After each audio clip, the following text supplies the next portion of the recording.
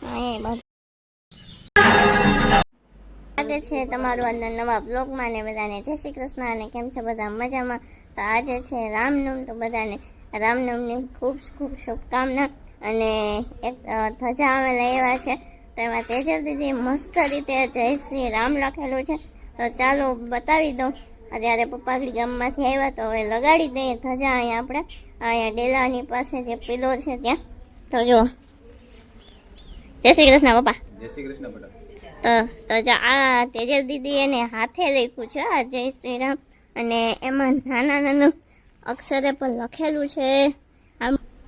આમાં શ્રી રામ જય શ્રી રામ એ રીતના નાના અક્ષરે લખેલું છે.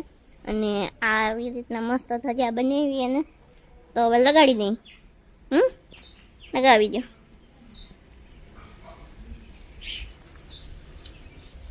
જય શ્રી કૃષ્ણ. જય શ્રી કૃષ્ણ. તાજા શું બધા કાર્યક્રમ છે આજે? છોકરી જમાડવાની છે તો પૂરી બનાવું.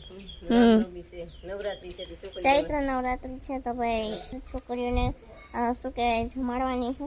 તો એ પણ મમ્મી પૂરી બનાવે અને હું ને પપ્પા લગાડી દઈ ધજા.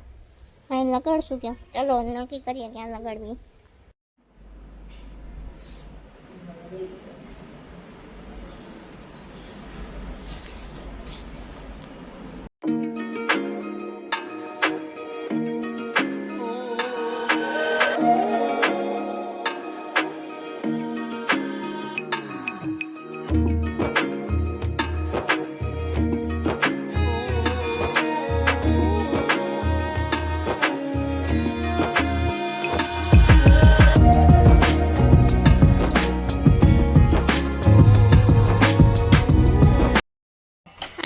આપણે ભાઈ ધજા શું કહેવાય લગાડી દીધી, મસ્ત લાગે.